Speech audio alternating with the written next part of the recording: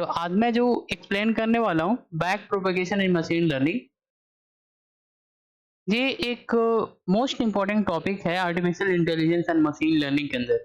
Actual में ये topic एक टेक्निक है, ये कब यूज की जाती है जब हम एक एआई मॉडल को ट्रेन कर रहे हैं और उसका जो प्रिडिक्शन है, मतलब जो आउटपुट आ रहा है और एक्चुअल आउटपुट से अगर आउटपुट मैच नहीं करता है तो कुछ एरर होता है। तो उस एरर को सॉर्ट आउट करने के लिए हम लोग यहाँ पे बैक प्रोपेगेशन का यूज करते हैं।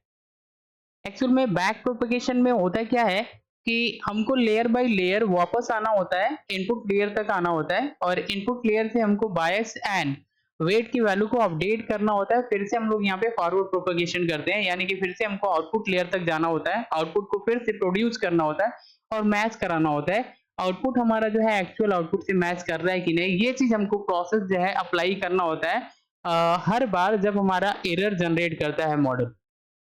हम इसको बोलते हैं बैक प्रोपेगेशन। बैक प्रोपेगेशन के अंदर कुछ स्टेप्स जो होते हैं उनको फॉलो करना होता है।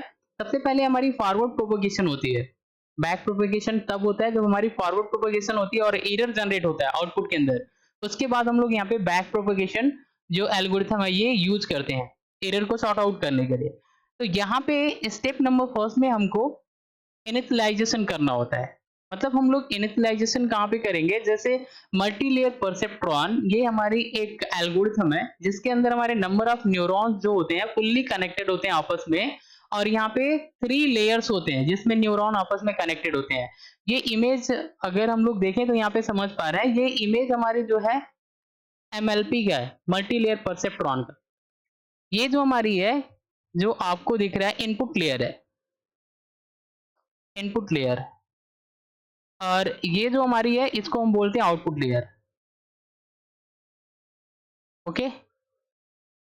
और ये हमारी सॉरी ये हमारी आउटपुट लेयर होती है।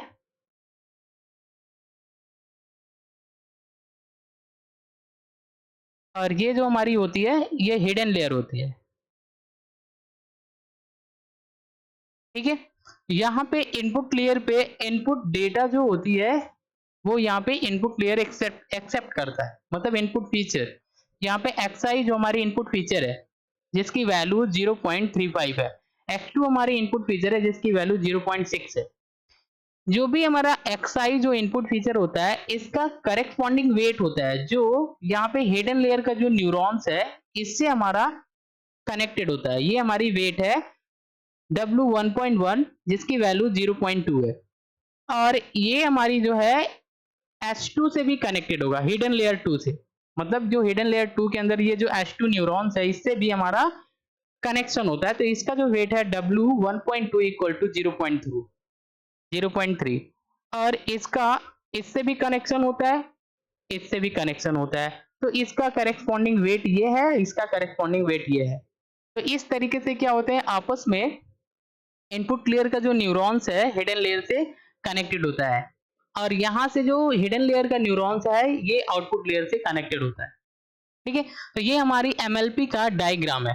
इसमें होता क्या है, एक फॉरवर्ड प्रोपेगेशन होता है। ये जो हमारी डायग्राम है ये हेल्प करती है एआई मॉडल को ट्रेन करने के लिए।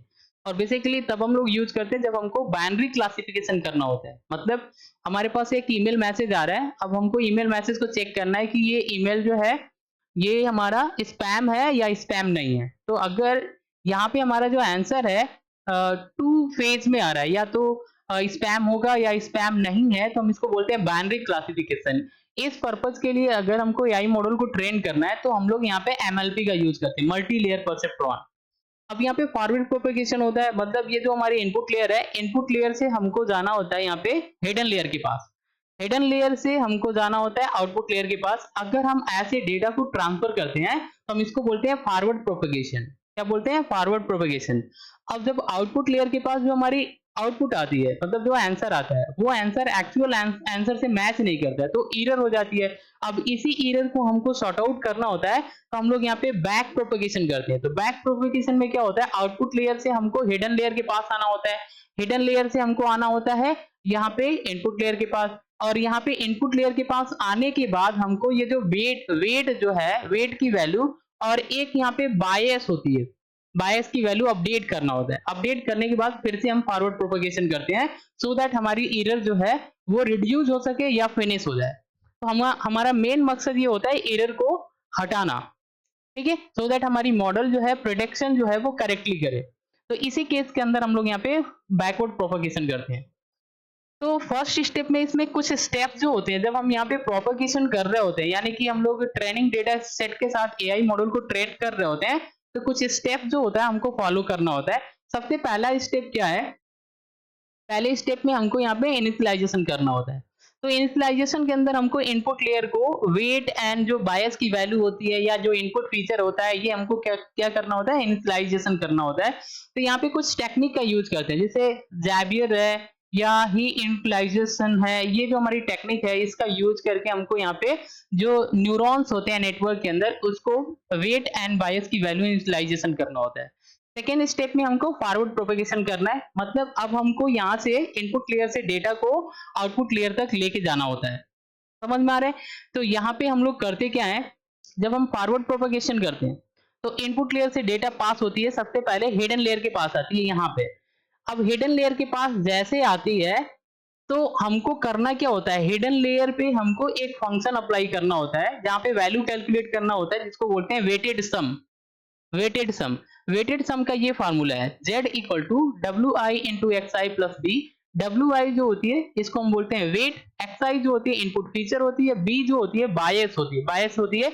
इसको रैंडमली बायस की वैल्यू हम लोग यहाँ पे 0 to 1 के बीच में हम लोग यहाँ पे देते हैं। मोस्टली हमारी बायस की वैल्यू जो होती है 0.5 होती है, ठीक है। अब यहाँ पे हमको वेटेड सम फाइंड करना होता है, S1 एंड S2 जो भी हमारा न्यूरॉन्स होगा हिडन लेयर पे। एक्चुअल में ये जो न्यूरॉन्स होते हैं इनका मेन वर्क होता है प्रोसेसिंग करना, तो यहाँ पे हम लोग वेटेड सम फाइंड करते हैं। तो S1 का वेटेड सम निकालेंगे, तो S1 का ये जो S1 से जितने भी हमारी कनेक्शन बन रही है इसका हमको वेटेड सम निकालना है। जैसे ये लाइन से अगर देखेंगे तो यहाँ पे इनपुट फीचर क्या है 0.35 और वेट कितना है 0.2, तो हम इन दोनों का मल्टीप्लाई कर लेंगे प्लस, और इसका जो कनेक्शन हो रहा है तो इसका इनपुट फीचर क्या है 0.6 और 0.2, इन दोनों का हम यहाँ पे मल्टीप्लाई करके समेशन कर लेंगे। तो यहाँ पे S1 का वेटेड सम हम यहाँ पे निकाल लेते हैं। सिमिलरली हमको S2 का वेटेड सम निकालना होता है, तो S2 का ये लाइन से हम लोग कनेक्शन बनाए और ये लाइन से, तो हम यहाँ पे क्या करेंगे 0.3 इंटू 0.3 इंटू 0.35 से मल्टीप्लाई कर लेंगे, प्लस यहाँ पे क्या करेंगे 0.6 इंटू 0.3, तो हम क्या करेंगे यहाँ पे मल्टीप्लाई करके सम कर लेंगे। तो इस तरीके से हमको यहाँ पे वेटेड सम फाइंड करना होता है, दोनों का वेटेड सम हम लोग फाइंड कर लेंगे, ऐड कर लेंगे। जो भी हमारी वेटेड सम आती है इसको हम लोग z से डिनोट करते हैं।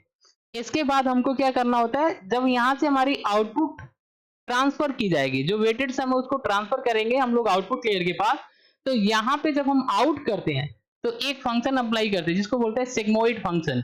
सिग्मोइड फंक्शन के पास हमको जो वेटेड सम है इसकी वैल्यू ट्रांसफर करना होता है। तो सिग्मोइड फंक्शन के अंदर जब ये वेटेड सम ट्रांसफर होता है तो यहाँ पे कुछ प्रोसेसिंग होती है और इसका जो आउटपुट आता है मोस्टली आपकी 0 एंड 1 के बीच में वैरी करता है, 0 एंड 1 इसके बीच में आउटपुट आता है, और ये आउटपुट ट्रांसफर कर दी जाएगी आउटपुट लेयर के पास। और आउटपुट लेयर का मेन वर्क होता है जो आउटपुट आ रहा है उसको डिस्प्ले करना, दिखाना। ओके, अब क्या है, जब यहाँ पे आउटपुट आ जाता है तो अगर आउटपुट के अंदर कोई एरर आ गया, एरर आता है मतलब क्या हो गया, डेटा हमारी लॉस हो रही है। एरर आने का मतलब डेटा हमारी लॉस हो रही है, तो हमको यहाँ पे कैलकुलेट करना होता है लॉस, यानी एरर कैलकुलेट करना होता है, वो हम लोग आउटपुट लेयर पे कैलकुलेट करते हैं। अब यहाँ पे हम लोग मैच कराते हैं, जैसे एक्चुअल जो हमारी आउटपुट है और जो हमारी प्रिडिक्टेड आउटपुट है इन दोनों में अगर मैच नहीं कर रहा है तो एरर आ गया, यानी कि हमको क्या करना है यहाँ पे एरर कैलकुलेट करना है। तो कुछ फंक्शन अप्लाई करते हैं जिसको बोलते हैं मीन स्क्वायर्ड एरर फंक्शन, और एक होता है क्रॉस इंट्रोपी फंक्शन। इन दोनों फंक्शन का यूज करके हम लोग यहाँ पे एरर कैलकुलेट करते हैं। तो यहाँ पे जो फॉर्मूला है लॉस इक्वल टू 1/2, ये जो होती है y प्रेडिक्टेड y एक्चुअल, मतलब यहाँ पे प्रेडिक्टेड वैल्यू होती है और यहाँ पे हमारी जो होती है एक्चुअल वैल्यू होती है, इसकी माइनस करके हाफ करते हैं तो हम लोग यहाँ पे लॉस कैलकुलेट कर पाते हैं, यानी कि एरर। तो हमको यहाँ पे आउटपुट लेयर पे कैलकुलेट करना होता है। अब जब हमको एरर आ गया, अब हमको एरर को हटाना है, नहीं तो हमारी मॉडल जो है वो एक्चुअल में प्रेडिक्शन नहीं कर पाएगी, करेक्ट आंसर नहीं देगी। एरर को हटाने के लिए हम लोग फोर्थ स्टेप अप्लाई करते हैं, बैक प्रोपेगेशन, इसी को बोलते हैं बैक प्रोपेगेशन। तो हमको वापस अब आना होता है, इनपुट लेयर तक आना होता है, लेयर बाय लेयर। अब यहाँ पे हमको सबसे पहले compute gradient of the loss, loss का ग्रेडियंट कंप्यूट करना होता है with respect to output of the network. Okay, अब यहाँ पे हम लोग क्या करते हैं, चैन रूल अप्लाई करते हैं। कैलकुलस का जो चैन रूल होता है ये अप्लाई करते हैं। लेयर बाय लेयर हमको यहाँ पे ग्रेडियंट लॉस कैलकुलेट करना होता है। अब हम लोग आउटपुट लेयर से स्टार्ट करते हैं और इनपुट लेयर तक वापस आते हैं। लेयर बाय लेयर हमको यहाँ पे जो ग्रेडियंट लॉस हो रहा है, मतलब एरर जो हो रहा है, उसको कंप्यूट करना होता है। ग्रेडियंट लॉस जो होता है, ग्रेडियंट एक्चुअल में क्या बताता है कि जो हमारी वेट होती है, वेट का कितना कंट्रीब्यूशन है लॉस के अंदर, एरर के अंदर, ये चीज हमको दिखाती है। ठीक है, तो ये चीज हम लोग कैसे करते हैं, यहाँ पे जो एक्टिवेशन फंक्शन होता है इसका डेरिवेशन लेते हैं, तो हमको यहाँ पे वेट का कितना कंट्रीब्यूशन है लॉस में, ये हमको पता चल जाता है। तो ये फार्मूला है, जैसे डेल डब्ल्यू आई जे, ये हमारी लर्निंग रेट होती है, इनटू ये हम लोग कर लेते हैं, ये फार्मूला अप्लाई कर लेते हैं। इससे हमको यहाँ पे वेट जो होती है, जो एरर कंट्रीब्यूट कर रहा होता है, उसको हम कंप्यूट कर पाते हैं। एन जो होती है लर्निंग रेट, डब्ल्यू हमारी वेट होती है, ओजे होती है एक्चुअल में जो हमारी आउटपुट आई है वो है, और ये हमारी एरर है जो हमने कंप्यूट किया होता है, एरर। तो हम लोग क्या करते हैं, इस फार्मूले के अंदर रखते हैं, तो वेट का कितना एरर हो रहा है, ये वेट का वजह से, वेट की वजह से कितना एरर होता है, ये हम कंप्यूट कर पाते हैं यहाँ पे। इसके बाद फिफ्थ स्टेप में हमको अप्लाई करना होता है, कुछ फंक्शंस अप्लाई करने होते हैं, जिसको हम बोलते हैं ग्रेडियंट डिसेंट, जिसमें वेरिएंट है, स्टोकास्टिक ग्रेडियंट डिसेंट है, एडम है, एक्सेट्रा। ये जो कुछ हमको एल्गोरिथम अप्लाई करना होता है, जिसके हेल्प से हम लोग करते क्या है, अपडेट करते हैं वेट एंड बायस की वैल्यू, क्योंकि इसी की वजह से एरर आ रहा होता है, तो हमको यहाँ पे अपडेट करना होता है। तो ये एल्गोरिथम यूज करके हम लोग यहाँ पे नेटवर्क के अंदर क्या करते हैं, जो हमारी बायस एंड वेट की वैल्यू होती है इसको अपडेट करते हैं।